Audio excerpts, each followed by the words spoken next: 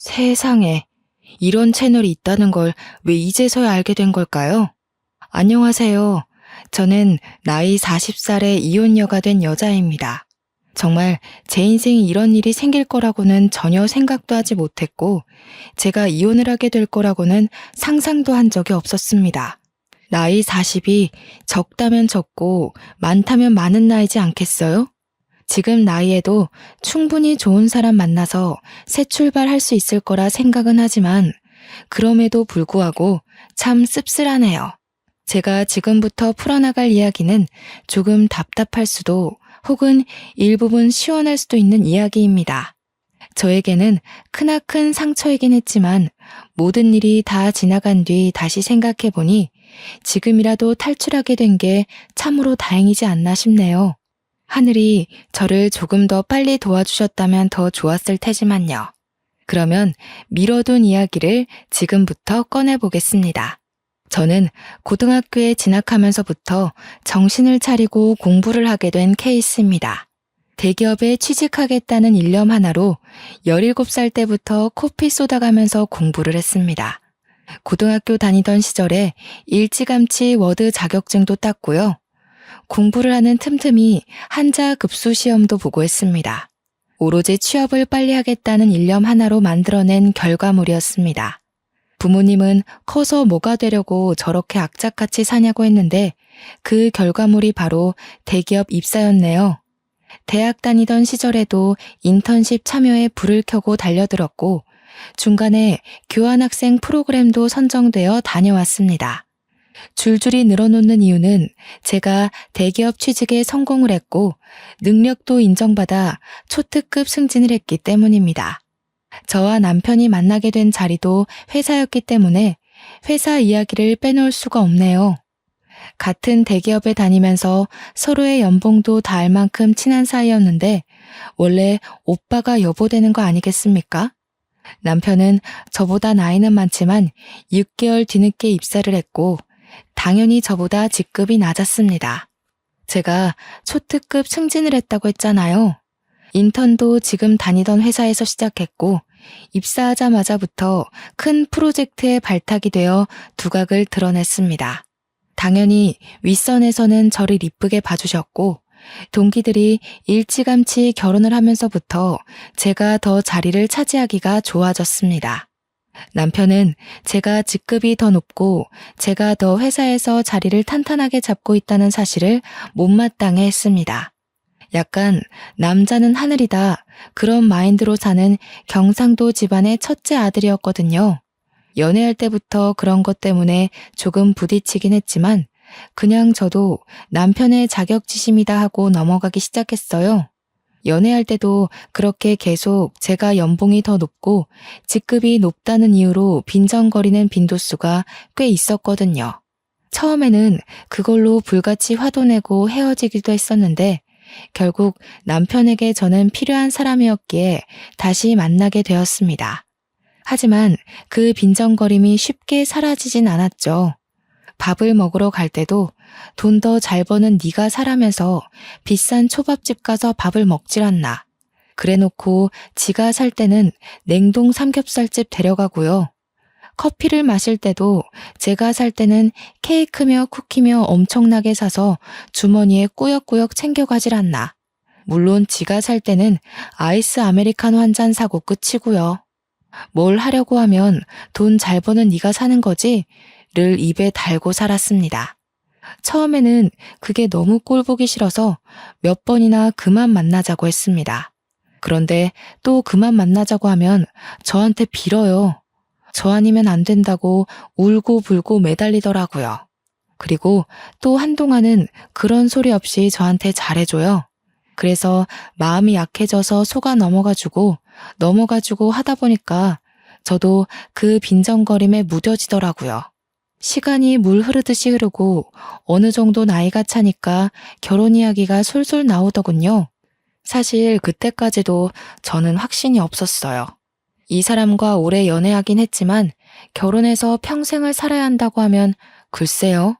매일같이 싸우기만 할 것 같고 행복하지 않을 것 같아서 결혼까지는 못하겠다고 생각했죠. 그런데 양가의 생각은 조금 달랐습니다. 시댁에서는 똑부러지고 할 일 잘하는 제가 꼭 며느리가 되었으면 한다고 몇 번이나 저를 붙잡았고요. 저희 집에서는 성격 더러운 저를 받아줄 사람은 남편뿐이라는 이유에서 결혼을 서둘렀습니다. 동기들은 죄다 결혼해서 애가 둘이고 셋인데 저는 아직 시집도 못 갔으니 조바심이 날 수밖에 없었을지도 모르죠. 그렇게 제 의사와 상관없이 결혼식 준비가 한창일 때도 남편은 저에게 모든 걸 떠맡겼습니다. 그때 저는 큰 프로젝트의 중심에 있었기에 시간이 매우 부족했음에도 불구하고 남편이 모든 걸 저에게 맡기는 바람에 결혼식 준비까지 해내야만 했어요. 왜 저한테 오롯이 다 맡겼는지 궁금하시죠? 제 취향이 까다롭거나 신부가 제일 빛나야 하는 자리니까 그런 이유도 아니고요. 단지 제가 더 돈이 많다는 이유였습니다. 돈 많은 사람이 결정권을 가져야 편하다고 지는 손 놓고 있었던 거죠. 저는 그런 남편을 전혀 이해할 수 없었고 속으로 정말 욕도 많이 했지만 좋게 생각하려고 노력했습니다. 이미 주위에도 결혼한다고 소문이 다 났고 제일 중요한 회사에서도 소문이 다 났기 때문에 이제 와서 무르기에 늦었다고 생각한 거죠. 저에게도 체면이라는 게 있으니까요. 결혼은 반반 결혼하자고 했더니 대출은 제 이름으로 받자고 하더군요. 이유는 당연히 제가 더 잘 벌기 때문이죠. 소식을 들은 친구들이 제가 아깝다면서 저를 뜯어말리기까지 했습니다. 딱 봐도 생긴 게 좀팽이 같고 속도 좁아 보이는데 그런 지옥구덩이에 가냐고 하면서요. 결혼을 한 친구들은 저에게 평생 비혼으로 커리어 지키면서 살 줄 알았다고 결국 너도 어쩔 수 없이 시집을 가는구나 하면서 안타까워했어요. 그 이야기를 듣자마자 경력 단절이 막 떠오르면서 파혼할까 싶기도 했습니다. 저도 매일 밤잠을 못 잘 정도로 엄청난 고민을 했어요. 근데 제가 이런 고민을 하는 게 티가 났는지 제 눈치를 보면서 저한테 엄청 헌신하는 척 하더라고요. 평소에도 제 기분이 나빠 보일 때 열심히 옆에서 비위를 맞춰주는 사람이긴 했거든요. 뭐 결혼 준비하면서 스트레스 받나 보지 싶었는지 뜬금없이 꽃다발을 선물로 주기도 하고 비싼 레스토랑에 데려가기도 하고요. 평소에는 선물하지 않던 비싼 브랜드의 목걸이도 선물을 해주더군요. 솔직히 그런 선물 받으니까 싫진 않았어요. 부모님 말씀대로 제 성격을 이만큼 받아줄 사람이 어디 또 있겠냐 싶기도 하면서 그냥 다들 이렇게 살겠지 하는 마음으로 결혼식까지 진행했습니다. 결혼식을 진행할 때부터 맡고 있던 프로젝트에 갑자기 스폰이 붙으면서 점점 규모가 커졌어요.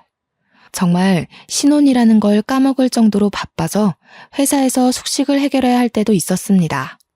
야근은 밥 먹듯이 하고 주위에서도 기대감이 엄청나게 컸습니다.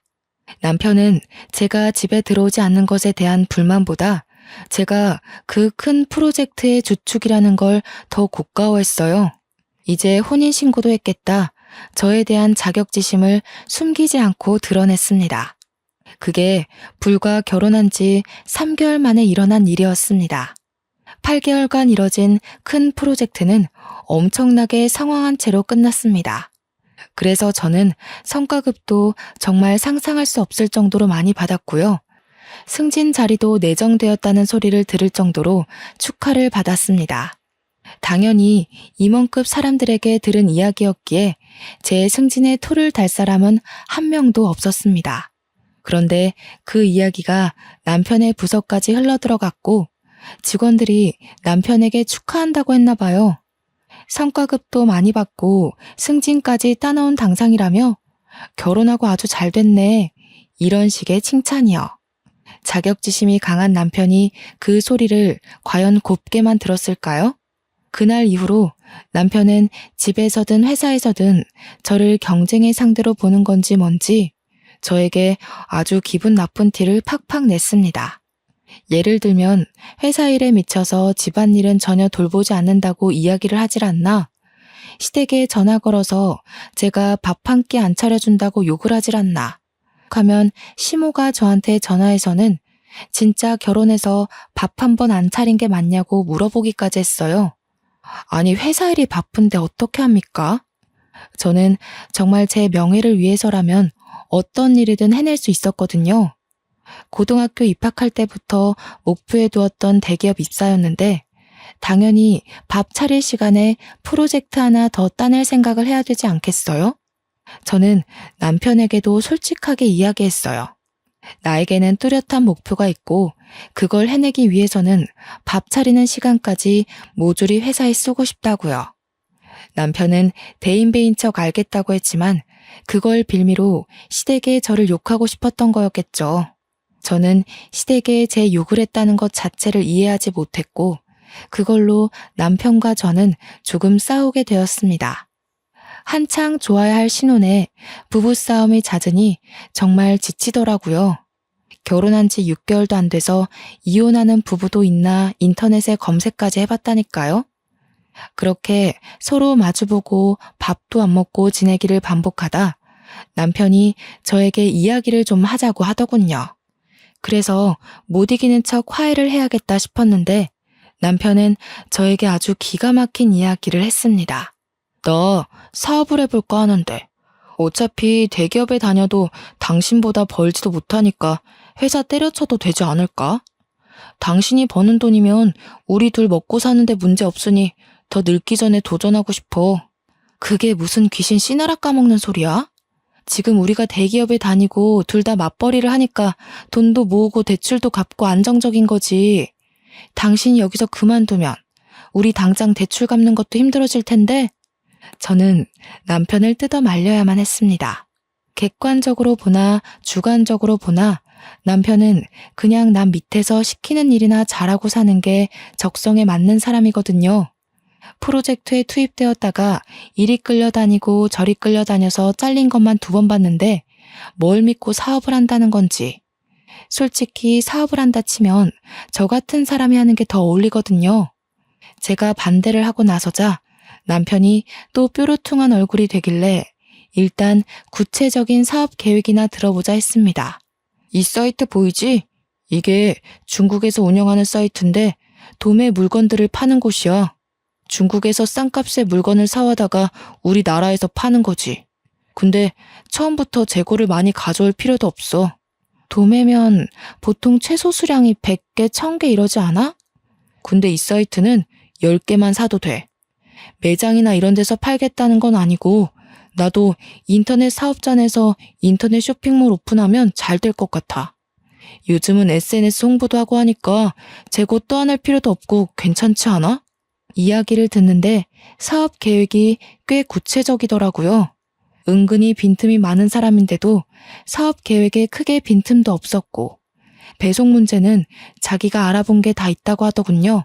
그러면서 도매 가격에 몇 %를 더 얹어서 팔면 순이익이 얼마가 난다면서 계산까지 척척 하는데 괜찮겠다 싶었어요. 상품은 어떤 걸로 할 건데? 요즘 트렌드에 맞추려면 보는 눈이 꽤 좋아야 할 텐데.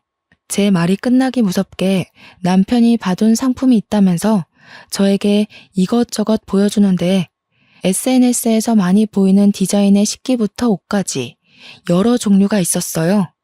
젊은 사람들이 트렌디하게 좋아할 법한 아이디어 제품들도 여럿 있었고요. 저는 남편에게 괜찮겠다고 이야기를 하니 남편의 얼굴이 눈에 띄게 밝아졌습니다. 하지만 처음부터 올인해서 매달리는 것에는 반대를 했어요. 남편을 차근차근 설득하기 시작했습니다. 상품들이 전부 좋다. 가격도 좋고 국내 인터넷 쇼핑몰에서 판매했을 때 가격도 나쁘지 않은 것 같다. 하지만 처음부터 주문이 많이 들어올 거라는 생각은 들지 않으니 회사를 다니면서 차근차근 해보자. 이렇게 이야기를 하니 남편도 수긍을 하더라고요. 자기도 집 대출 갚고 생활비 생각하면 당장 회사를 그만두는 건 아니다 싶었는지 회사를 다니면서 사업자를 내서 해보겠다고 했습니다. 그렇게 남편에게 나름 용기를 북돋아주고는 저희도 화해를 했어요. 그동안 서로 서운하게 해서 미안하다. 나도 가정을 챙기겠다. 너도 자격지심 그만 부려라 하면서요. 간만에 2다리 뻗고 잔 것 같네요. 그렇게 남편은 평일에는 회사 일을 보고 주말에는 상품을 떼와서 이리저리 촬영도 하고 인터넷 쇼핑몰을 오픈해서 물건을 올리기 시작했습니다. 처음에는 10개, 20개 사서 팔았던 제품이 점점 주문이 늘어나자 50개, 100개가 되었어요. 말 그대로 오픈한 지 두어 달 만에 대박이 나고 말았습니다.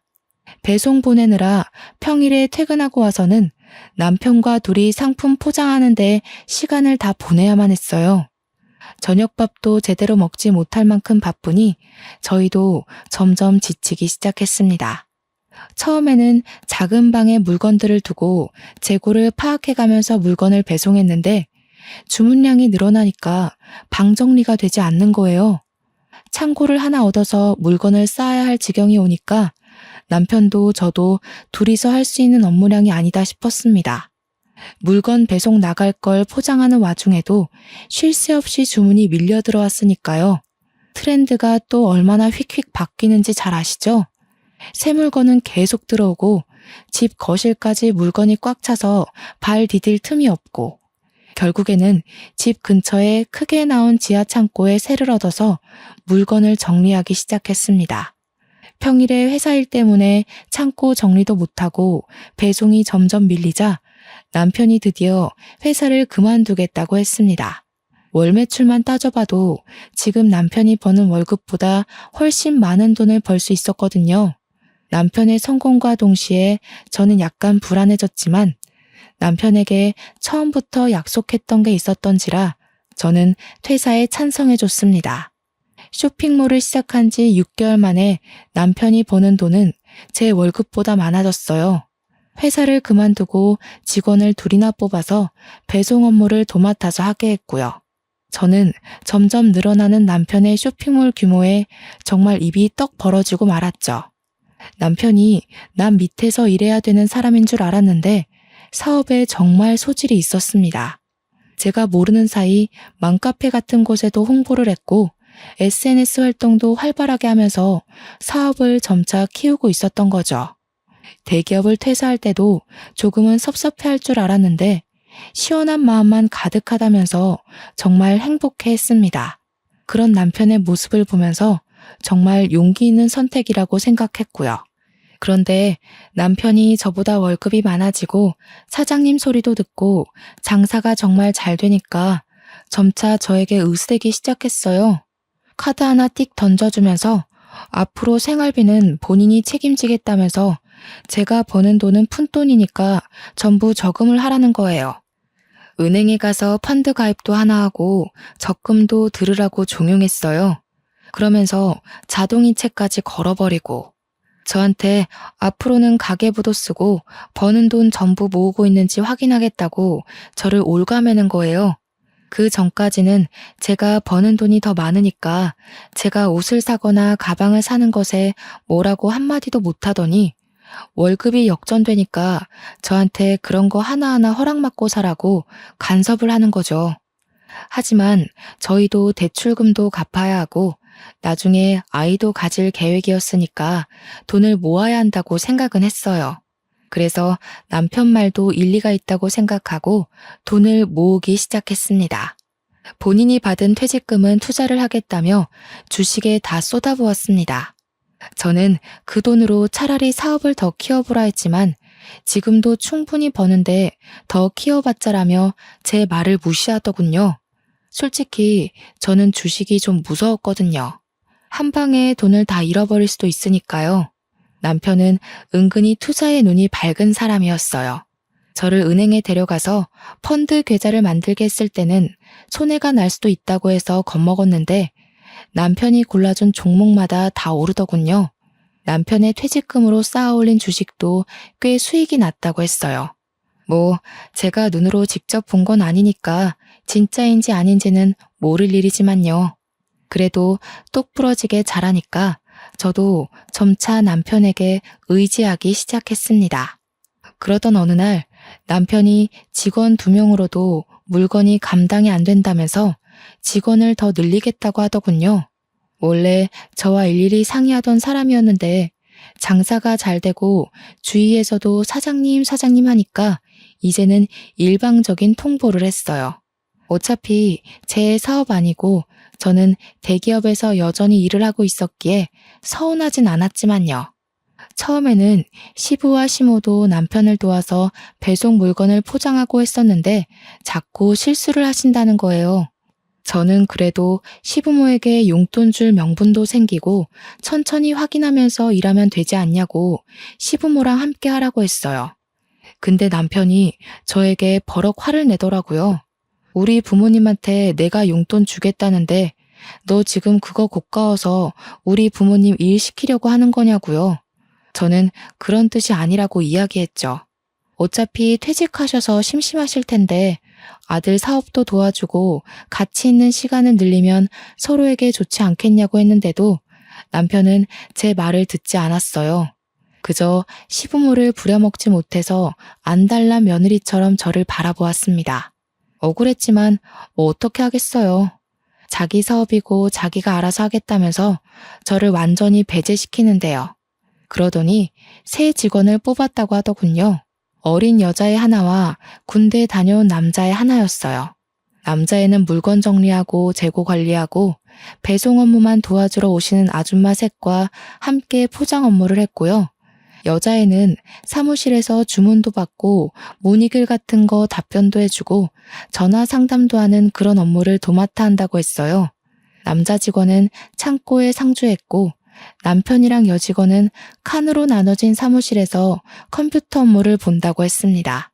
포장 직원 아줌마들도 매일 같이 와서 3, 4시간씩 포장을 할 정도였으니 규모가 정말 커지긴 했죠.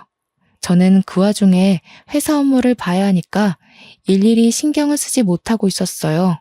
대기업이라는 게 그렇게 녹록지 않거든요.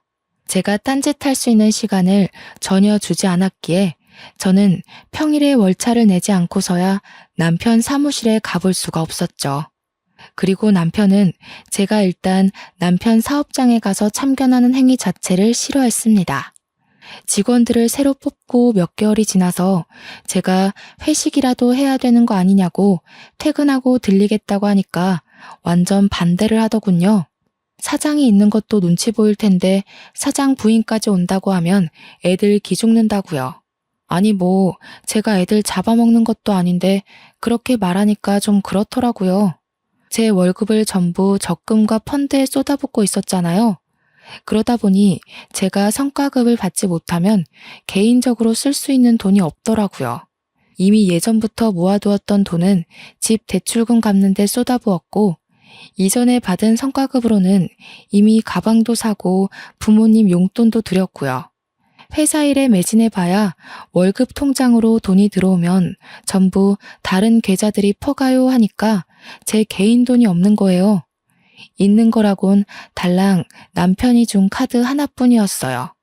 그래서 어쩔 수 없이 남편 카드로 팀원들한테 커피를 하루 쏜 적이 있었어요. 제가 쏴야 할 차례이기도 했고 제 승진이 코앞이었던 터라 기분 낼 겸 쐈습니다. 그런데 카페에서 5만 원 정도 긁고 나니까 남편한테 바로 전화가 오는 거예요. 무슨 카페에서 뭘 먹었길래 5만 원씩이나 나오냐고 저한테 잔소리를 막 하는 거 있죠. 저는 너무 당황스럽고 또 한편으로는 수치스러운 마음이 들었어요. 제 한 달 월급이 600만 원이거든요. 남편이 버는 돈은 정말 1000만 원 가까이 되고요. 근데 고작 5만 원어치 커피 사 먹었다고 바로 전화해서는 잔소리를 퍼붓다니. 결혼하고 나서 비상금 한 푼 모아둘 생각 안 한 제가 너무 바보같이 느껴졌습니다. 그렇다고 제가 집에서 놀고 먹으면서 남편 카드 쓰는 그런 사람도 아니고 저도 사회생활을 하는 여잔데 저한테 5만 원 가지고 그렇게 치졸하게 굴 거라고는 생각도 못했어요. 점점 제 입지가 좁아지는 듯한 느낌도 들고 저도 결국 대한민국의 남편 눈치 보는 며느리가 되는 건가 하는 생각도 들었고요. 근데 거기서 끝나지 않고 남편이 갑자기 대기업 다니던 시절을 들먹이면서 자격지심을 또 부리는 거예요. 그깟 회사 다니면서 너한테 굽신거렸던 거 생각하면 열불이 뻗친다나 뭐라나. 진즉 사업을 했으면 그때 너한테 그렇게 수그릴 필요도 없었는데 이러면서 저한테 그 월급 받아서 뭐 할 거냐고 하더라고요. 고작 600만 원 벌면서 언제 벌어서 언제 쓰냐고. 저는 진짜 그 말을 듣는데, 아니, 이 사람이 돈 좀 번다고 이렇게 달라질 수 있나 싶었습니다. 사업 시작한 지 1년도 안 된 사람이 너무 기고만장하다는 생각이 들었어요. 저한테 대기업 다니는 거 아무짝에도 소용없다면서 차라리 때려치우고 자기 일을 도우라는 거예요, 글쎄. 아시다시피 제 팀장 직함이 눈앞에 바로 있고 제 일에 얼마나 자존감이 넘치는지도 아는 사람이 저한테 저러니까 너무 짜증났어요. 그래서 저도 지지 않고 말했죠. 당신이 회사 다닐 때 성과를 못 내서 그만큼 벌었던 거지 나는 잘나서 잘 번다고. 누가 요즘 월급쟁이로 600만 원이나 벌겠냐고. 나 팀장 달면 연봉 더 오르는 거 알고 있냐고. 하지 말아야 할 말까지 해버렸죠. 당신 사업이 언제까지 잘 될 것 같냐고요. 그 말에 남편이 거품 물고 저한테 막 달려들었어요. 사업 망하라고 고사 지내는 거 아니냐, 자격지심 있는 거 아니냐면서 저한테 따지더라고요. 자기 사업 잘 되니까 배 아픈 거냐면서 애초에 사업 못하게 하려던 것도 저한테 굽신거리는 꼴, 평생 보고 살고 싶어서 그러는 거 아니냐고. 아니, 제가 사업이 잘 될지 안 될지 어떻게 알고 그런 생각을 하겠어요? 저도 말이면 단줄 아냐고 엄청 소리 높여서 이야기를 했고 결국 둘 다 부부싸움에 지쳐서 말도 안 하고 살게 되었습니다. 여자가 말이야, 남편 사업장 돕는 게 내조야 내조. 언제까지 그 사업이 잘 되기만 할 것 같아? 당연히 고정 수입이 있어야지. 누구 하나가 잘 벌고 못 벌고가 중요한 게 아니라 어쨌든 먹고 살아야 할 고정 수입은 필요하지 않겠냐고. 내가 생활비도 넉넉하게 주고 있잖아. 카드 하나 던져주고 내가 뭘 사 먹는지까지 일일이 체크하면서 뭘 넉넉하게 준다는 거야. 나도 내 돈 다 묶여있지만 않으면 당신 돈 안 쓰고도 살 수 있어. 그날 이후로 남편과 저는 대화를 하지 않게 되었어요. 어차피 입을 열어봐야 서로 상처 주는 대화만 하게 되었으니까요. 그렇게 한 달을 넘게 냉전 상태를 유지하고 지냈는데 어느 날 남편이 직원들이랑 회식을 하고 늦게 들어오더군요. 술에 떡이 되어서 돌아왔는데 현관 입구부터 술 냄새가 나서 제가 눈살을 찌푸렸어요. 정직원이라고 해봐야 남자애 여자애 하나 있는데 무슨 이 시간까지 술을 먹나 싶기도 했고요. 남편에게 질문을 해봐야 술에 취해서 대꾸도 못하고 있길래 현관 앞에 쓰러져 있는 걸 낑낑거리면서 집 안으로 들였습니다. 그런데 남편의 멱살을 잡고 끌고 가는 와중에 와이셔츠 카라 부분에 여자 화장품이 묻어있는 걸 발견했어요. 이 남자가 여자가 있는 술집이라도 갔다 왔나 싶어서 잔소리를 하려고 하는데 인사불성돼서 말귀도 못 알아듣더라고요. 그래서 다음 날이 될 때까지 기다렸습니다. 주말이라 늦게 일어난 남편에게 눈 뜨자마자 추궁을 했어요. 어제 도대체 어디서 뭘 했길래 와이셔츠에 여자 화장품이 묻어있냐면서 옷을 막 들이밀었더니 획 던지더군요. 그러더니 저한테 짜증을 내면서 아침부터 무슨 소리를 하는 거냐고 어제 여직원애가 술 취해서 넘어지려는 거 붙잡아 주다가 묻은 거래요. 지도 기억 하나 못하고 만취해서 들어와 놓고 그 상황은 잘도 기억이 났는지 나불나불 거리더라고요. 너무 아무렇지 않게 이야기하길래 의심은 갔지만 그냥 그러려니 했습니다. 근데 그거 아시죠? 한 번 의심의 씨앗이 싹 트니까 남편의 행동을 주시하게 되더라고요. 남편이 점점 퇴근하는 시간이 늦어지는데 처음에는 그냥 일이 바쁜가 보다 했던 게 의심이 한번 싹 트니까 곱게 보이질 않는 거예요. 휴대폰도 처음에는 대놓고 하던 사람이 점점 숨기면서 보는 것 같다는 기분도 들고요. 그래서 제가 하루 날을 잡고 남편이 잠든 사이에 몰래 휴대폰을 뒤져봤어요. 근데 정말 아무것도 없이 깨끗했습니다. 남편이랑 직원들이 나눈 단체 대화방이나 개인 문자를 뒤져봐도 아무것도 없이 일 이야기만 있었고요. 괜히 의심했던 게 미안해지면서 몰래 본 건 비밀로 해야겠다 싶었습니다. 그러다가 진짜 제 인생에서 가장 잊지 못할 사건이 터졌습니다. 의심을 지우려고 노력한 지 한 달이 채 지나지 않아서 남편이 휴대폰이 사라졌다고 막 집안을 뒤지더라고요. 저도 전화해보고 했는데 어디에서도 남편 휴대폰이 울리지 않았어요. 아무래도 차에 두고 온 것 같다는 소리를 하더라고요. 마트 갈 준비를 하고 있었거든요. 그래서 남편한테 차 키를 달라고 했습니다. 어차피 나 마트 가려고 했어. 당신 차 타고 갔다 오면서 휴대폰 있나 봐줄게. 그러다 남편이 의심 없이 차 키를 저에게 주더라고요. 그래서 남편 차를 찾아서 시동을 걸고 보니 음료 놓는 자리에 휴대폰이 꽂혀 있었습니다. 칠칠치 못하게 여기다가 두고서는 휴대폰을 그렇게나 찾았구나 싶어서 주머니에 넣고는 마트에 가려고 했는데 갑자기 진동 소리가 들리는 거예요. 제 휴대폰도 주머니에 있는 남편의 휴대폰도 조용한데 진동 소리가 계속 들렸어요. 뭔가 싶어서 소리가 나는 곳을 찾아보니까 차 글로브 박스 안에서 울리더라고요. 그래서 아무 생각 없이 글로브 박스를 열었더니 남편 휴대폰과 똑같은 기종의 똑같은 색인 휴대폰이 하나 더 있더라고요. 순간 등줄기에서부터 소름이 쫙 끼치면서 금기의 열매를 먹은 것 같은 기분이 들었습니다. 발신자를 확인하니 하트라고 되어 있었어요. 저는 덜덜 떨리는 손으로 전화를 받았습니다. 웬 여자가 여보세요? 하길래 제가 누구세요? 라고 반문을 했어요. 그러니까 여자가 누구세요? 하는 거예요. 그래서 제가 너 누구냐고 하니까 전화를 말없이 끊더라고요. 그래서 너무 어이가 없어서 남편에게 전화를 하려고 보니 제 주머니 속에 휴대폰이 있잖아요. 쎄한 느낌의 남편 것으로 추정되는 다른 휴대폰을 뒤져보려고 하니 비밀번호가 걸려 있더라고요.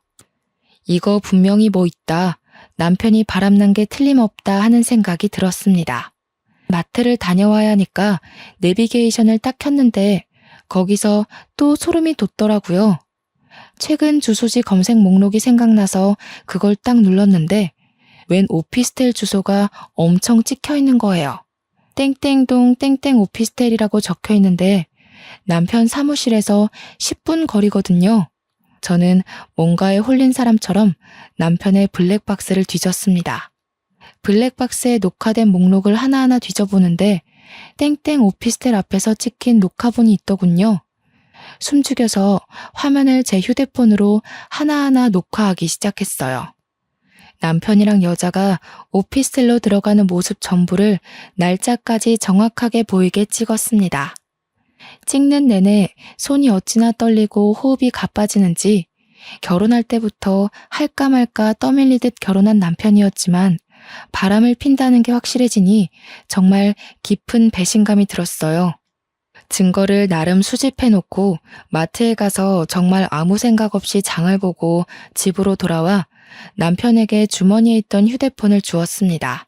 그랬더니 남편이 차에 있었냐고 하더라고요. 차에 있었어.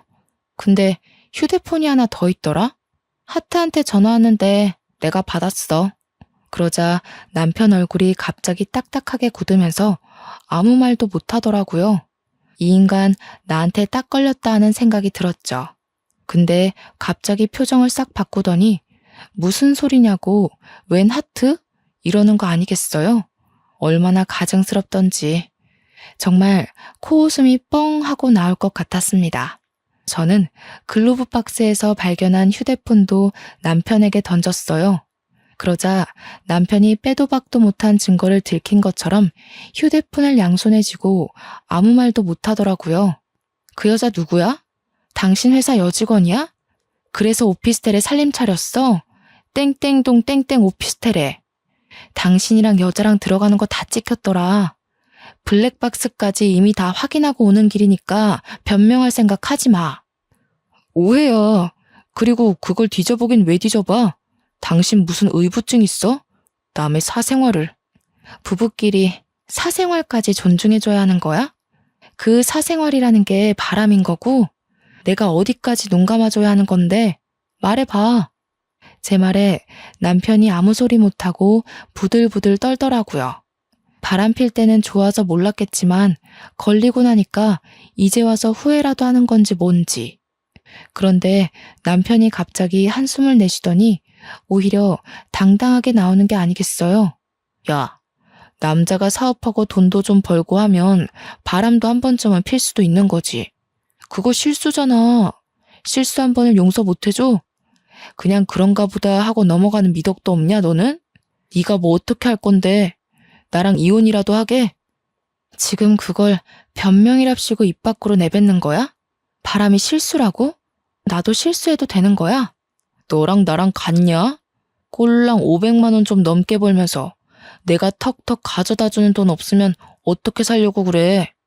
그렇게 말하는데 정말 개구리 올챙이 시절 생각 못한다는 말이 딱 떠오르더라고요. 여자 혼자 사는데 월 500에서 600만 원이면 당연히 배부르게 먹고 살 수 있다는 생각은 왜 못하는 걸까요? 그리고 지 대기업 다닐 때 저보다 훨씬 못 벌었었거든요. 혼자 살면서 그 정도 월급이면 떵떵거리면서 살 수 있는데 지가 지금 버는 돈에 심취해서 저를 깎아내리니 너무 짜증났습니다.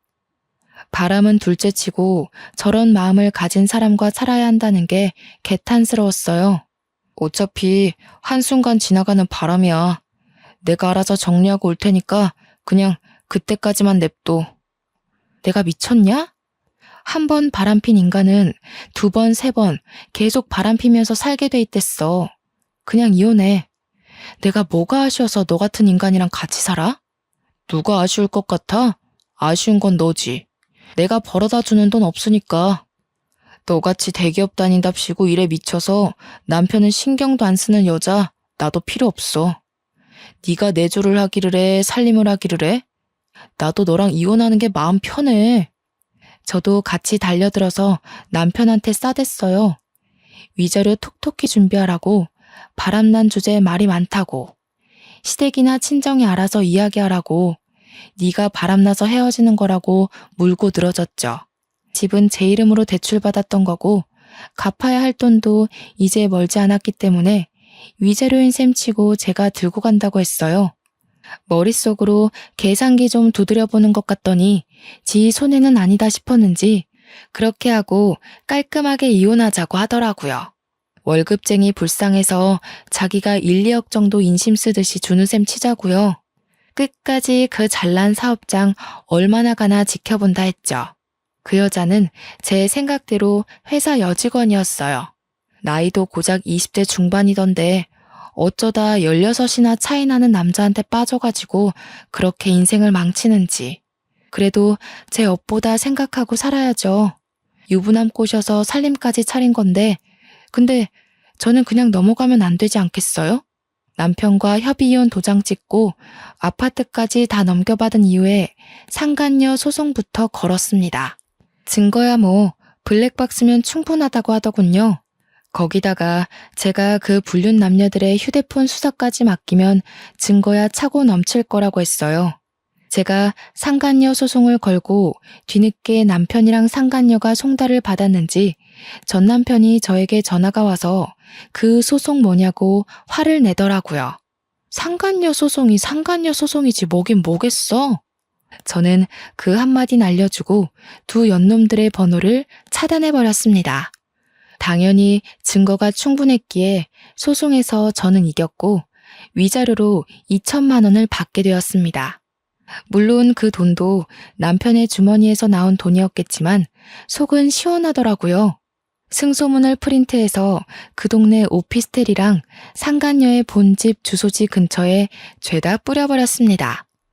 인터넷에 찾아보니 명예훼손으로 걸려봐야 처음에는 벌금 몇십만 원이 전부라고 하더라고요. 게다가 상간녀 아버지가 교육자라고 했으니 타격은 더 클 거라고 생각했거든요. 그래서 그 학교까지 수소문해서 주변에 죄다 뿌려버렸습니다.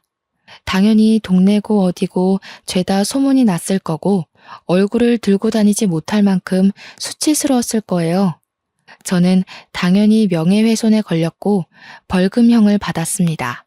100만 원에 속은 엄청나게 시원해졌으니 아깝지 않았습니다. 주위 눈치 보면서 상간녀로 평생 사는 게 얼마나 힘들겠어요. 남편이랑 오래 만나봐야 얼마나 더 만날 수 있겠나 싶더라고요. 근데 더 속 시원한 건요. 우리나라랑 중국이랑 문제가 생겨서 중국에서 수출기를 닫아버린 사태에서 찾아왔어요. 수출길이 막히니 남편 사업장에도 당연히 차질이 생겼죠. 물건이 바로바로 들어와야 하는데 물건은 들어오지 않고 차일피일 배송 일자만 미루게 된 거예요. 주문이 들어왔으니 고객들은 돈을 다 냈는데 물건은 3주가 지나도 도착을 안 하니까 어떻게 됐겠어요? 한 번에 환불 요청 들어오고 일부 고객들은 사기 사이트라면서 소송 걸고 소송 걸린 것만 해도 몇십 건이라 일일이 대응하느라 변호사비로 돈 다 털리고 환불해주랴 털려 물건 없어서 장사는 안 되는데 직원들 월급까지 또 따박따박 줘야 하고 거기다가 배송 지연 보상까지 일일이 다 해줘야 한다더라고요.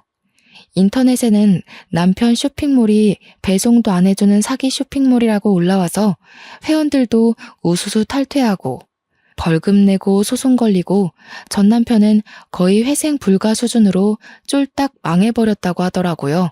망하자마자 당연한 수순으로 상간녀도 잠수 탔다고 하대요. 하필이면 그 오피스텔도 상간녀 이름으로 얻었던 거라 그나마 보증금도 털려버리고요. 이 이야기를 어떻게 알았냐고요? 전 남편이 저한테 전화해서는 막 울면서 이야기를 다 해주더라고요. 차단해놨더니 다른 번호로 전화해서 한 번만 용서해달라고 울고 비는데 저보고 그동안 적금이랑 펀드 투자했던 거 많이 오르지 않았냐고 목돈 됐을 것 같다며 아파트 값도 많이 올랐던데 합치면 안 되겠냐요. 제가 미쳤나요? 그딴 새끼랑 다시 살게. 꺼져. 나도 10살 어린 파릇파릇한 연하남 만나서 행복하게 살 거니까. 너는 너대로 알아서 인생 잘 헤쳐가면서 사세요. 그러고 전화 끊고 바로 차단도 해버렸습니다. 그 이후에 연락이 왔는지 안 왔는지도 모르겠네요. 팀장 달고 새 명함 나오자마자 휴대폰 번호도 바꿔버렸거든요. 지가 생각해도 양심 없을 테니 전화는 안 했길 바랍니다. 지금 저는 정말 탄탄대로 잘 밟아가면서 팀장으로서 팀원들 잘 챙기면서 지내고 있어요. 전 남편에게 후원장담했던 것처럼 연하남과 썸 타면서 지내고 있네요. 돌싱이 되어버리긴 했지만 앞으로의 인생은 행복한 일만 가득할 거라 상상하면서 오늘 하루를 마무리 짓습니다. 여러분도 즐거운 인생 사시길 바랄게요.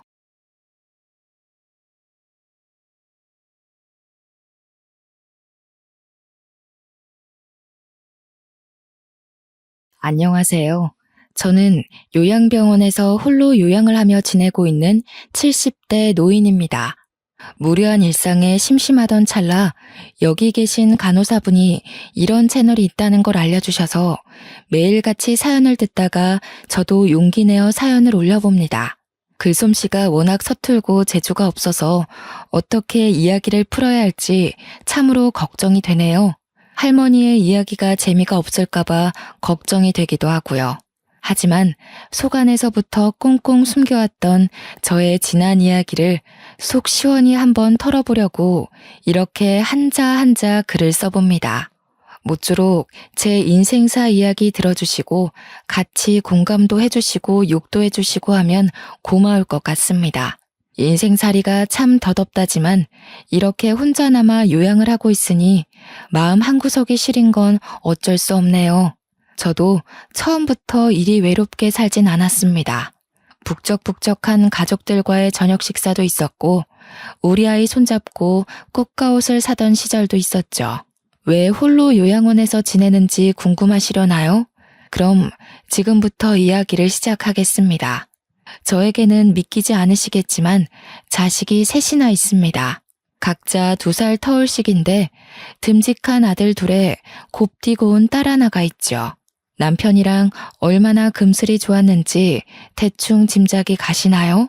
없는 살림에 무리해서 자식을 셋이나 놓고 살 정도로 남편과 저는 행복했습니다. 우리 배는 고라도 자식들은 항상 배가 빵빵하게 먹이면서 그렇게 살았습니다. 그래도 막내딸을 낳았을 때 우리 형편은 꽤 좋았습니다. 자식들 아프면 병원 바로 데리고 갈 수 있고 자식들이 뭘 필요로 하면 바로 사줄 수 있는 그 정도의 형편은 되었죠. 우리 첫째 아이가 10살이 되었을 때까지 우리 가족은 하루하루가 늘 행복했습니다. 동생들을 챙기는 첫째와 가운데서 개구진 모습으로 늘 장난을 치는 둘째, 그리고 애교가 넘쳐 흐르는 막내까지. 하루가 이렇게 짧은가 싶을 정도로 아이들만 보고 있으면 시간 가는 줄 몰랐습니다. 우리 가족의 사이는 정말 좋았죠. 남들이 전부 인꼬 부부 사이에서 태어난 강아지 같은 놈들이라며 부러워했어요. 주말마다 웃음이 끊이지 않는 저희 집을 기웃거리는 동네 주민들까지 있었으니 말 다 했죠. 그런데 우리 가족의 행복은 평생 가지 못했습니다. 우리 첫째 아이가 10살을 맞은 그해 겨울 갑자기 남편이 심장마비로 세상을 떠나게 되어버렸죠. 아무런 예고 없이 찾아온 심장의 정지는 우리 가족들의 행복도 정지시키고 말았습니다. 아이들은 아빠의 부재를 실감하지 못했고 저는 남편의 몫까지 책임져야 하는 무거운 어깨를 가지게 되었습니다. 아빠가 멀리 일하러 간 것이라 생각하는 아이들은 밤마다 아빠와 통화를 하게 해달라며 저를 보채곤 했습니다. 그럴 때마다 아이들에게 눈에 힘을 주며 큰 소리를 내야 했던 제 심정을 다들 이해하실까요? 그때 왜 아빠를 찾는 아이들에게 좋은 말 한마디 못해주고 화를 내야만 했는지 저도 참 후회가 되네요. 하지만 그렇게 해야 아이들이 하루빨리 아빠를 잊고 제 마음을 이해해 줄 수 있을 거라 믿었습니다. 아이들 가슴에 아빠라는 존재를 꽁꽁 묻어버리게 하는 짓이라고는 생각하지 못했죠. 다행히도 심장마비로 죽었지만 보험금을 받을 수 있었고 그 보험금 몇 푼이 우리 아이들의 대학 등록금이라 생각하고 버텼습니다. 저는 첫째 아이가 10살이었지만 갓 30살을 넘긴 나이였기에 무슨 일이든 할 수 있을 거라 믿었습니다. 그때부터 저는 생계를 책임지기 위해 발빠르게 뛰어다녀야 했어요. 저에게도 안정이라는 게 필요했고 아이들에게도 현실에 적응할 수 있는 계기가 필요했기 때문이었습니다. 제가 일을 하고 바쁘게 살아야 우리 아이들도 저만큼 바쁘게 살 수 있을 거라고 생각했어요. 그 당시에 저는 세상에 혼자 남겨진 기분이었고 아이들이 은근히 짐덩어리처럼 느껴졌기 때문에 어떻게든 움직여야만 했습니다. 내가 자리를 잡아야 우리 아이들도 자리를 찾아갈 거라고 믿었던 탓이죠. 애들은 점점 크고 돈은 더 들어가니 어떻게 돈을 벌어야 하나 고민하던 찰나에 오랜 동네 친구가 저에게 땅을 사두라고 일러주더군요. 평택에 있는 땅인데 개발이 될 거라면서 저에게 미리 사둬야 싼값에 많은 이득을 볼 수 있을 거라고 했습니다. 저는 친구만 믿고 혹해서 땅을 사버렸습니다. 남편이 저와 아이들을 위해 남겨준 보험금을 탈탈 털어서 평택의 어느 땅이라 했는지 기억도 안 나는 임야를 사들였어요. 당시 평택 땅은 정말 값이 나가지 않았기에 보험금을 탈탈 털어 사면 꽤 많은 평수의 땅을 가질 수 있었습니다. 그때 땅을 직접 보고 샀어야 했는데 오랜 친구가 저의 뒤통수를 칠 거라는 생각은 하지도 못하고 땅을 구매했죠. 나중에서야 그래 나에게 땅이 있지 하는 마음에 찾아간 평택 땅은 정말 황무지였습니다. 아무것도 없는 넓은 대지. 그곳은 밭으로도 논으로도 쓸 수 없는 그냥 황무지 같은 넓은 땅뿐이었습니다. 상가를 지을래도 옆에 아무것도 없는 허허벌판에 건물 하나 있어 어디다 쓰겠습니까? 저는 허탈한 마음을 숨길 수가 없었습니다. 이게 어떤 돈으로 산 땅인데 이렇게 아무것도 없는 허허벌판이라니. 제 마음처럼 공허함만 가득할 뿐이었죠. 당장 생계를 꾸려야 할 돈을 털어 땅을 샀으니 제 수중에 돈이 얼마나 있었겠습니까? 남편과 함께 무리해서 구한 집을 팔 수도 없는 노릇이었기에 저는 바로 동네의 구직자리를 알아보았습니다. 저희 동네에는 큰 시장이 하나 있었는데 그곳에 상인들을 대상으로 하는 배달 전문 식당이 하나 있었어요. 그곳은 홀 테이블은 4개밖에 없고 전부 배달 장사를 하는 곳이었습니다. 저에게는 어쨌든 돈이 필요했고 조금이라도 더 월급을 주는 곳에서 일을 하고 싶었기 때문에 물불 가리지 않고 그 식당에 취직을 했습니다. 식당 사장님은 손이 빠른 저를 좋아하셨고 저는 목이 수그러드는 것도 잊은 채 머리에 백바늘이고 시장 곳곳을 배달했습니다. 시장에 나무를 파는 할머니도 건어물을 파는 아저씨도 모두 저를 안타깝게 생각하셨지만 좋았어요. 제가 불쌍해질수록 한 푼 더 쥐어주는 돈이 저를 행복하게 만들었거든요. 아이를 셋이나 키워야 하는 저는 아침 식당이 문 열 때부터 상인들이 문 닫는 시장 마감 시간까지 열심히 뛰어다녔습니다. 그런 저를 상인들이 참 예뻐해 주셨죠. 하지만 좋은 마음만 가지고 예뻐해 주시는 분들도 있는 한편 그렇지 않은 사람들도 있었습니다. 제가 정말 진절머리나게 생각하는 나무를 파는 할머니가 한 분 계셨습니다. 그 할머니는 억척스럽게 장사를 하기로 유명하신 분이었는데 그래도 나물 하나는 기가 막히게 다듬어 파셔서 종종 사러 오는 단골 손님들이 있었죠. 할머니는 주변 상인들에게도 꽤 미움을 받는 분이셨습니다. 아나무인에 성질머리 더럽고 욕도 잘하고 10원 한 푼까지도 지옥 끝까지 쫓아가서 받아낸다고 유명했습니다. 하지만 식당 주인이 음식 주문을 거절할 리 있겠습니까? 주인 부부는 저를 예뻐하셨지만 주문을 거절하시는 분들은 아니었죠. 그 할머니 역시 저에게 바라는 게 있어 매번 주문을 하고 저를 기다리셨습니다. 저는 할머니의 나물가게 배달 가는 일에 세상에서 제일 힘들고 지치는 일이었죠. 그 이유는 바로 할머니에게는 지체장애가 있는 아들이 하나 있었는데 무려 저보다 16살이나 많은 사람이었습니다. 그 지체장애 아들은 할머니가 홀로 키우고 있었기 때문에 늘 나물가게 한 구석에 앉아서 혼자 장난을 치며 놀고 있었죠. 집에 두고 다닐 수가 없어 나물가게에 데리고 다닌다며 저한테 쓱 들이미시는데 제가 얼마나 놀랐는지 몰라요. 자네, 애가 셋이나 딸린 과부라며? 우리 아들이 정신이 좀 어려서 그렇지 아주 듬직한 놈이야. 지 마누라 생기면 아주 마누라만 졸졸 쫓아다닐 놈이라고. 등치만 컸지 정신이 딱 자네 아이들하고 비슷할 것 같은데 애 하나 더 키워보는 셈치고 우리 아들이랑 살아보는 게 어때? 내가 나물 팔아서 건물도 올린 거 알지? 저는 너무 놀래서 아니라고 손사래를 쳤지만 나물 파시는 할머니는 그런 저에게 부끄러워하지 말라면서 자기 좋을 대로 생각하셨어요. 아무리 제가 애가 셋이 딸린 과부라도 그렇지 어떻게 지체장애가 있는 아들까지 돌보라며 데려가라는 말을 할 수 있겠습니까? 저는 저를 무시한 것뿐만 아니라 본인 아들을 짐덩이로 생각하는 할머니를 피해 다닐 수밖에 없었습니다. 그런데 문득 제 가슴에 그런 비수가 꽂히더군요. 제가 저의 아이들을 짐덩이로 생각했었다는 그런 비수요. 저에게 꾸준히 나물할머니는 재혼 이야기를 꺼내셨고 결국 저는 남편이 아직도 그립고 아이들이 있어서 생각 없다고 딱 잘라 이야기했습니다. 하지만 할머니는 그 이야기조차 못 들은 척 하시면서 저에게 계속해서 아들을 들이미셨습니다.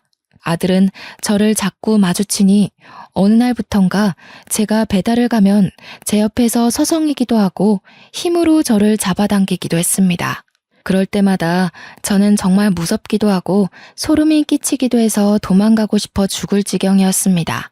할머니는 밥값을 자꾸 미적이며 지불했습니다. 조금이라도 아들과 대화를 해보라는 이유에서였죠. 제가 계속해서 싫다, 부담스럽다, 저한테 이러지 마시라고 대꾸를 했지만 할머니는 콧방귀만 끼셨습니다. 저에게 돈이 없어서 식당 배달 일을 하는 주제에 눈이 너무 높아서 큰일이라는 겁니다. 결국 저는 식당 주인에게 이야기를 했지만 돌아오는 대답은 뭐 뻔했죠. 주문이 들어왔는데 거절을 할 수가 없다는 그런 이야기요. 저는 그 뒤로 더욱 단단히 정신을 차리고 배달을 다녔습니다. 혹여라도 할머니의 아들이 저에게 힘으로 무섭게 군다면 중요 부위라도 발로 차고 눈이라도 찔러서 도망쳐야겠다는 생각만 했죠. 그러던 어느 날 할머니가 저에게 이야기하시더군요. 작작 좀 튕기고 우리 아들 이제 좀 받아줄 때가 되지 않았나?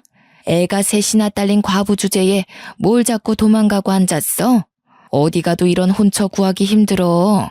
내가 자네 이름으로 건물 올려준다니까. 주위 이야기를 들어보니 할머니도 아들 치료비로 돈이 많이 나가는 상태라 건물 같은 건 올리지도 못했다고 하더군요. 저를 속이며 어떻게든 저를 아들과 엮으려는 심산이었던 거죠. 제가 건물을 준다고 하면 냉큼 혼인신고라도 할 줄 알았는지 쉼없이 들먹이는데 제가 넘어가질 않으니 조바심이 난 눈치였습니다. 그러면서 저에게 우리 아들한테 웃어주는 바람에 아들이 저를 색시로 생각하고 있다는 미친 소리까지 내뱉더라고요. 저는 할머니한테 도대체 저한테 왜 이러시는 거냐고, 저는 죽어도 싫다고 하지 않았냐고, 음흉하게 저를 보는 것도 너무 소름 끼친다고 했습니다. 제가 큰 소리를 내면서 거절하자 지체장애가 있는 아들은 힘껏 수그러들고 할머니는 씩씩거리면서 저한테 소쿠리를 던지시려고 했어요. 그때 옆 가게에 있던 건어물 가게 사장님께서 할머니한테 소리를 질러주셨습니다. 할매, 노망 났어? 왜 자꾸 싫다는 사람한테 저 등신을 들이밀어? 할매나 평생 저 등신 수발 들면서 살아. 애꿎은 사람한테 자꾸 떠넘기려고 하지 말고.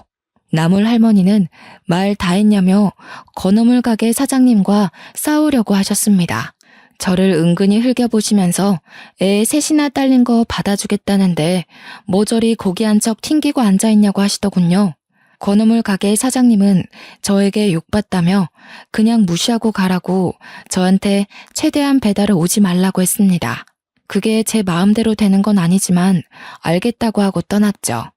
한 3일 정도 정말 주문을 하지 않던 나물할머니가 갑자기 주문을 하셨더라고요.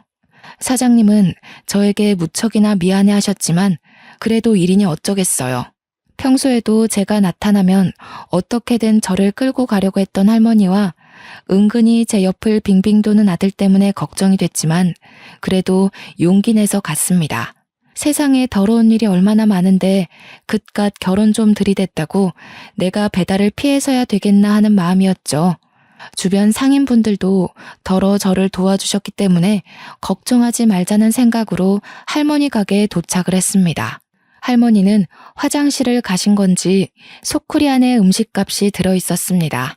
저는 돈만 챙기고 음식을 내려놓고 나오려고 했는데 할머니 아들이 제 옆에 불쑥 나타나더니 저를 힘으로 막 끌고 가는 것이 아니겠어요. 저는 너무 놀라서 소리도 못 지르고 잡아당겨지는 대로 질질 끌려갔습니다.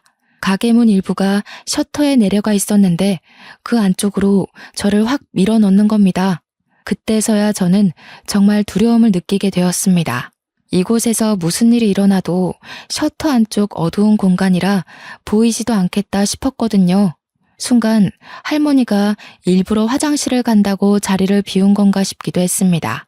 아들이 힘으로 저를 어떻게든 해보려고 하면 할머니가 그 꼴을 보고 당장 결혼해라, 우리 아들을 깨어냈다 할 것 같았거든요.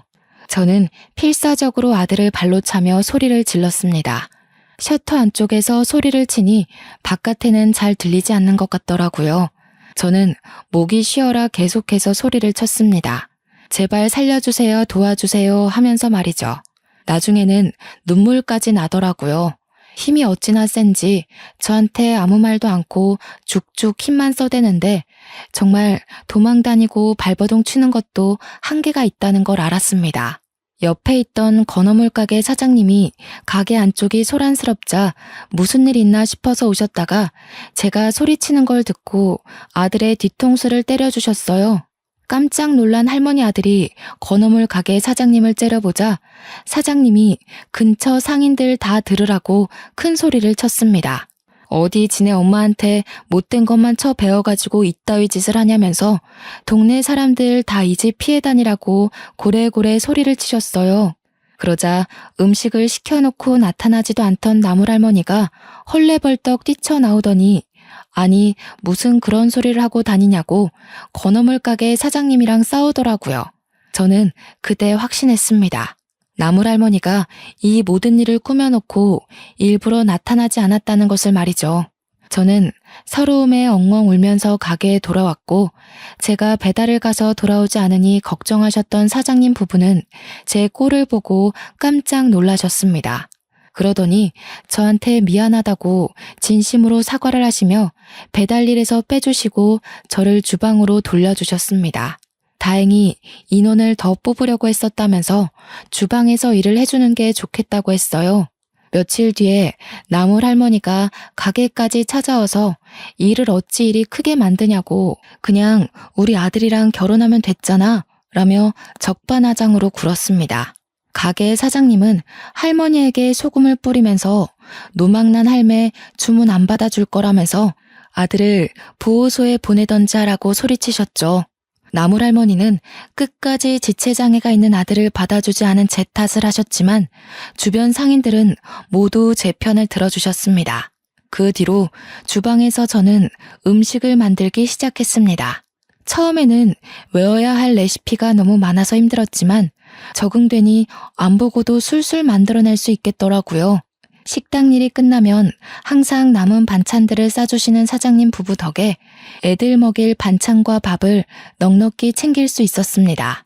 아이 셋을 키우느라 힘들지 하시면서 간혹 고기도 몰래 내어주실 때는 정말 제가 인복이 있는 사람이구나 하는 걸 느낄 수 있었죠.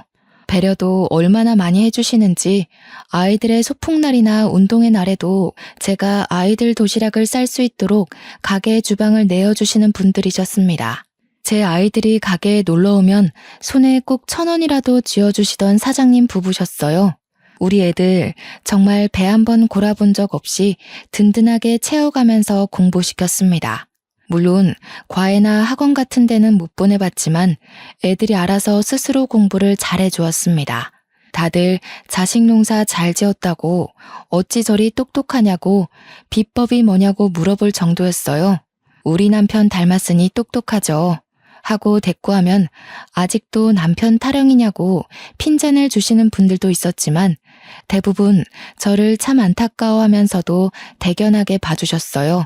시간이 흐르고 흘러도 저는 항상 제자리를 지키며 음식을 만들었습니다. 적어도 우리 막내가 20살이 될 때까지만이라도 일을 해야 밥을 마음껏 먹일 수 있을 텐데 하는 마음에서 버텨냈어요. 손에 화상을 입고 식당 일을 한다며 무시당하고 술 취한 취객이며 상인들이며 모두 저를 힘들게 할 때에도 저는 아이들을 생각하며 버텼습니다.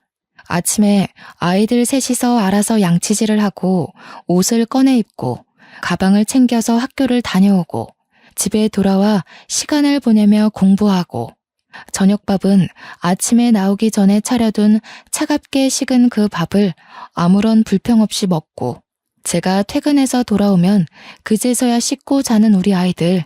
너무 일찌감치 세상을 알아버린 탓에 철이 들어버린 아이들을 생각하면서 눈물도 꾹 참아내며 버텼습니다.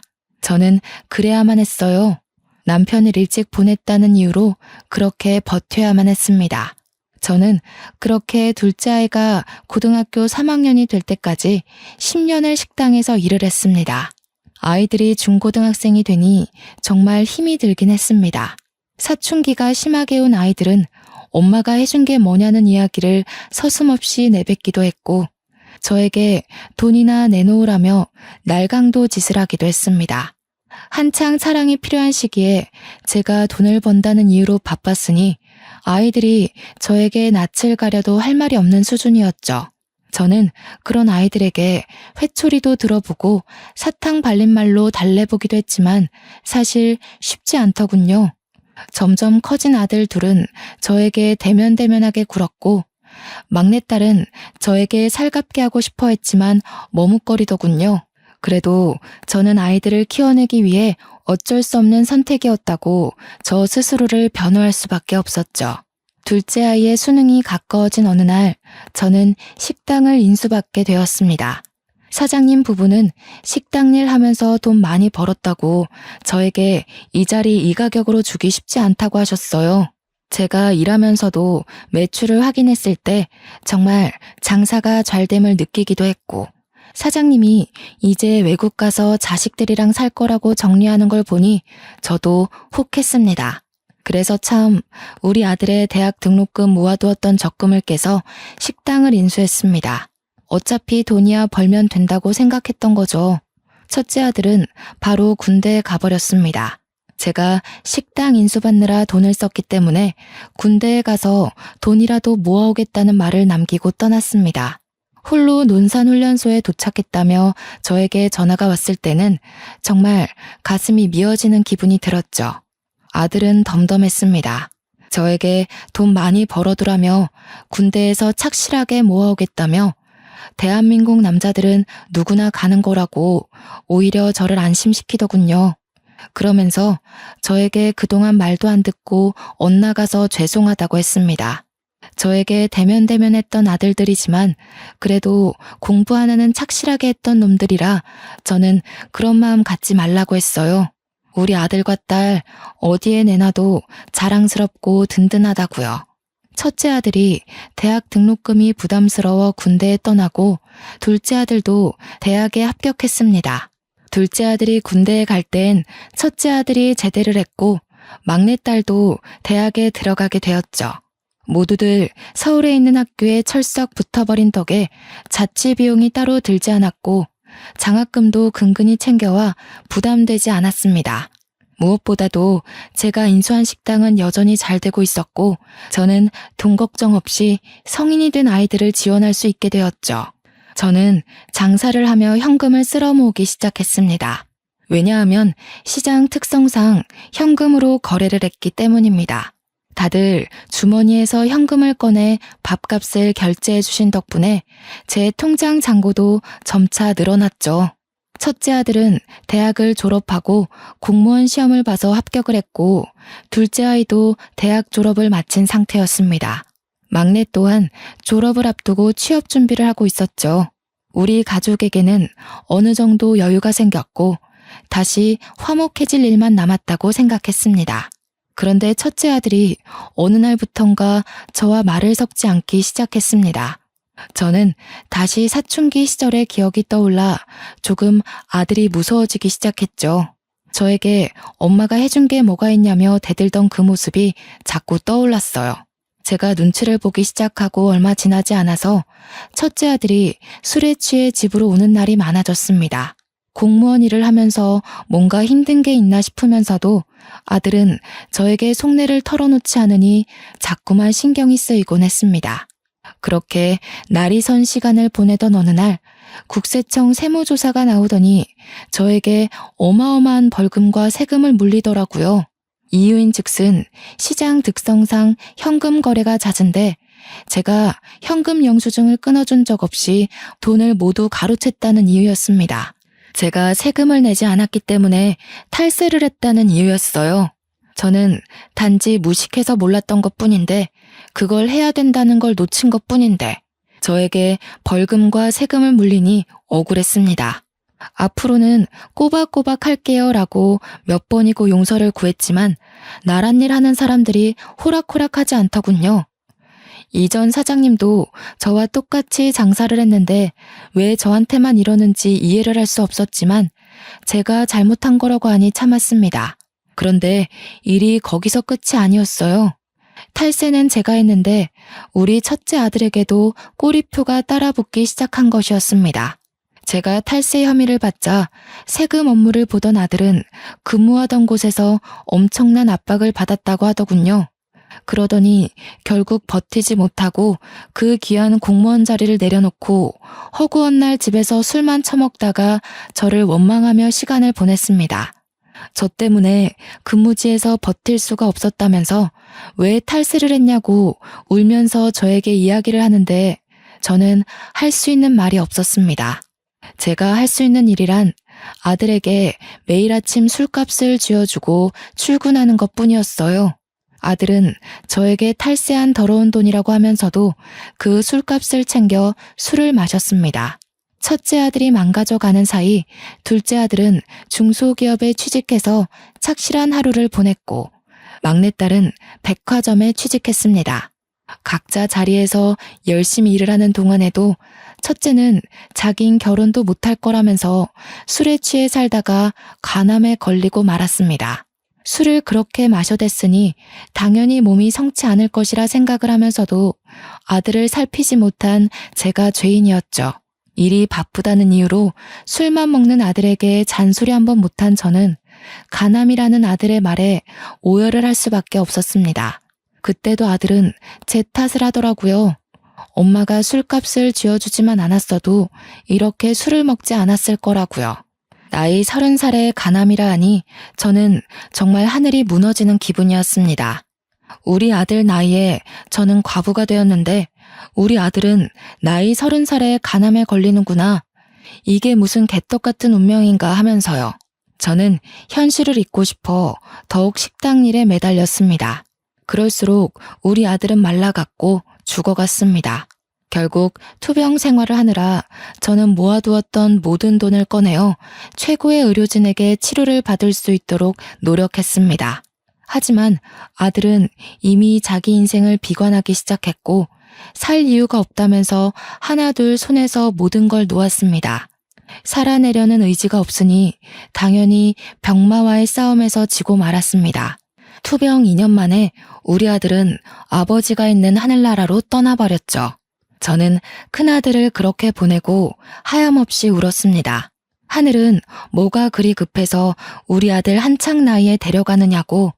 내가 이렇게 고생고생하며 하루를 버티고 사는데 어찌 이런 시련을 주시냐고 원망을 했죠. 하지만 시간은 또 흐르더군요. 첫째 아들이 그렇게 허망하게 세상을 떠났지만 그래도 뱅뱅 도는 시계는 여전히 움직이고 있었습니다. 둘째 아들과 막내딸도 나이가 차니 결혼을 하겠다고 했습니다. 저는 첫째 아들이 죽은 것이 마음속 깊이 상처로 남았지만 며느리도 생기고 사이도 생기니 다시 일어날 수 있었습니다. 새 출발을 한다는 마음으로 살아보기로 결심했죠. 손주들 많이 낳고 북적북적하게 잘 살아다오 하는 말로 두 아이를 시집장가 보냈습니다. 제 말이 씨가 됐는지 막내딸내는 아들 하나 딸 하나 낳고 잘 살고 있었는데 아들네 집에서는 도통 아이 소식이 없었습니다. 저는 시어머니가 시집살이 시킨다는 소리를 듣지 않기 위해서 며느리에게 단 한 번도 아이로 스트레스를 주지 않았습니다. 아이를 낳지 않고 살아가는 사람들도 있다고 하니 그냥 그런가 보다 하고 넘어갔어요. 물론 아들을 똑 닮은 손주를 보고 싶은 마음이 있었음에도 제가 잔소리를 하는 순간 시가에서 귀찮게 한다는 이야기를 들을까봐 꾹 참았어요. 하지만 궁금한 건 어쩔 수 없어 은근히 며느리에게 한번 물어보니 며느리가 제게 성질을 팍 내더라고요. 우리 아들이 불임이었던 것이었어요. 씨가 없는 수박이라고 그러더군요. 아이를 가질 수 없는 몸이라고 병원에 가서 검사까지 했다고 하는데 저는 정말 믿을 수가 없었습니다.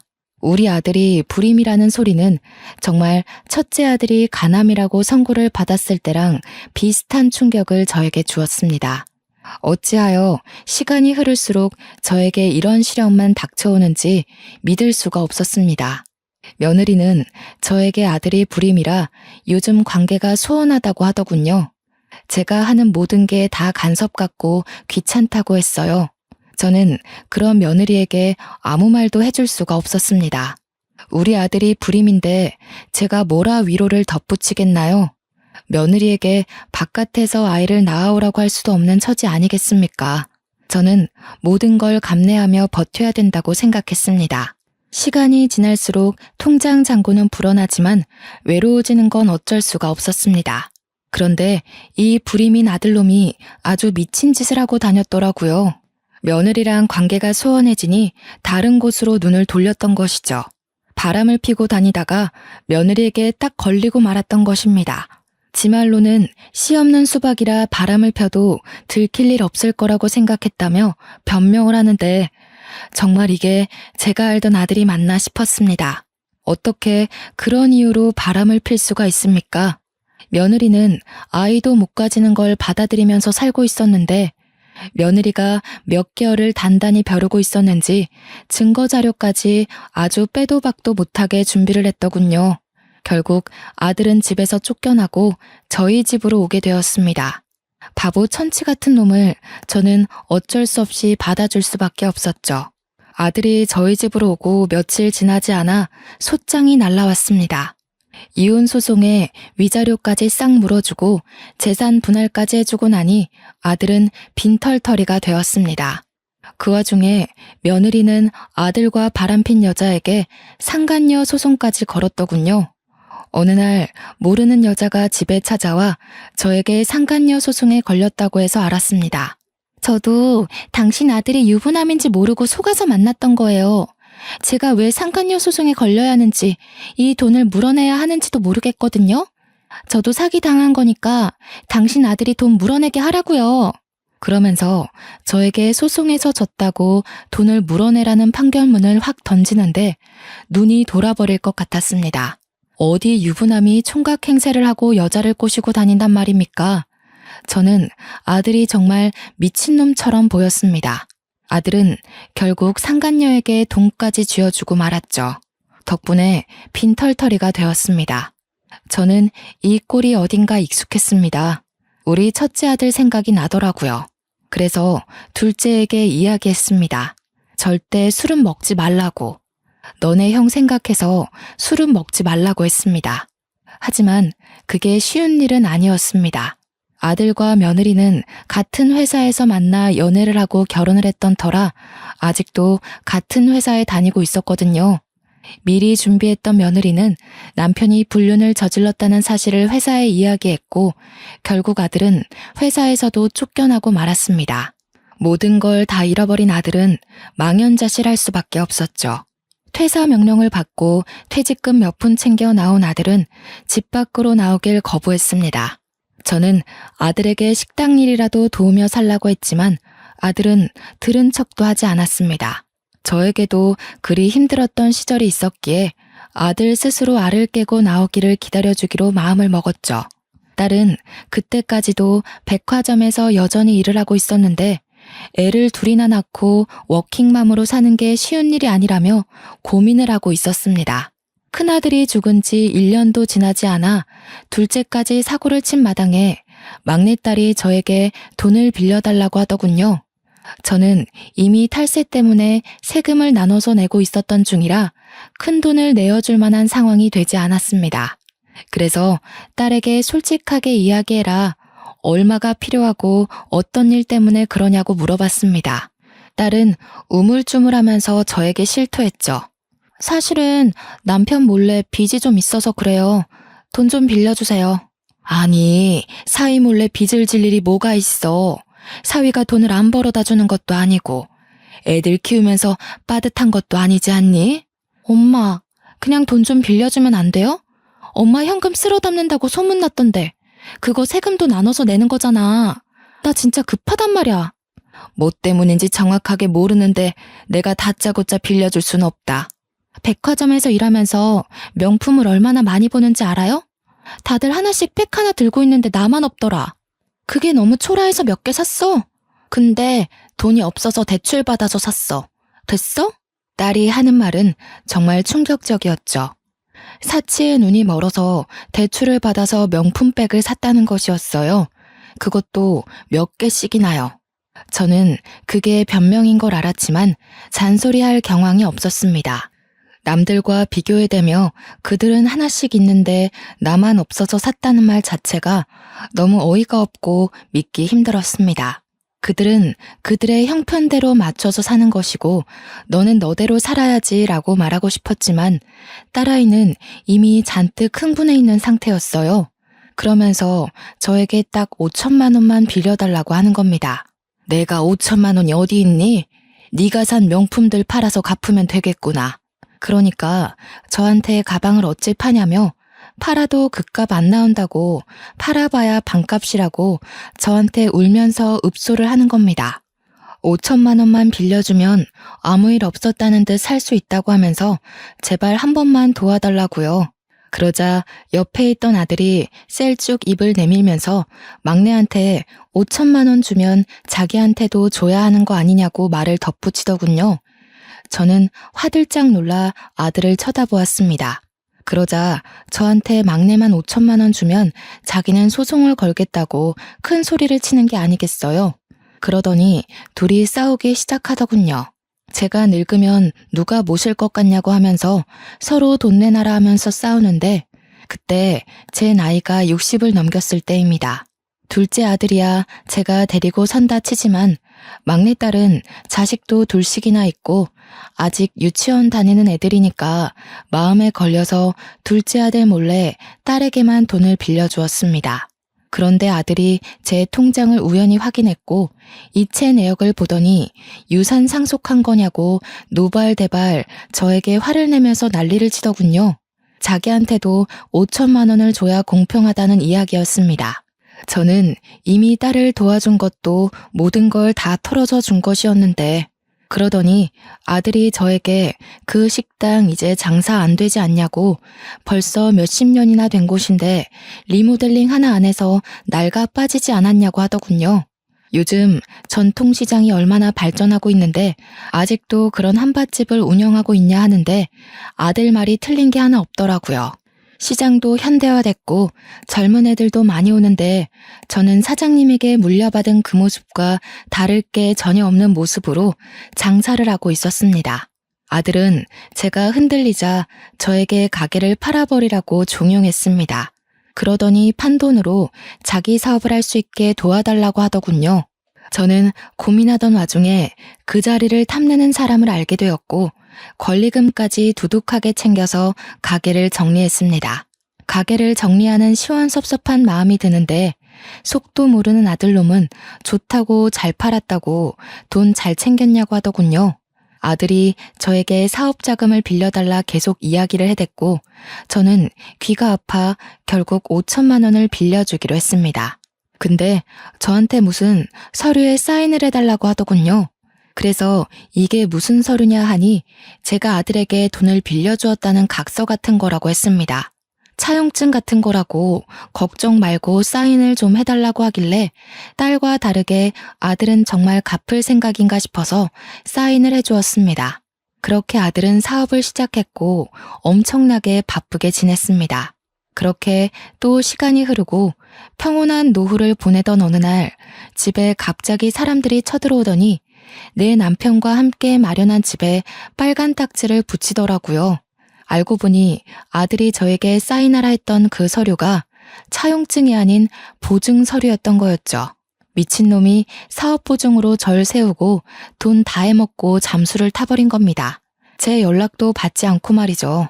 집은 결국 경매로 넘어가고 오갈 곳이 없어져서 저는 딸네 집으로 향했습니다. 딸 집 앞에서 벨을 누르니 저한테 여긴 왜 왔냐고 묻는데 가슴이 철렁하더라고요. 갈 데가 없어서 왔다고? 오빠한테 보증을 서줬다고? 근데 왜 나를 찾아와 엄마? 돈은 오빠한테 해주고 빚 남으니까 나한테 온 거야 지금? 무슨 소리를 하는 게야. 내가 너한테도 5천만 원 해줬잖아.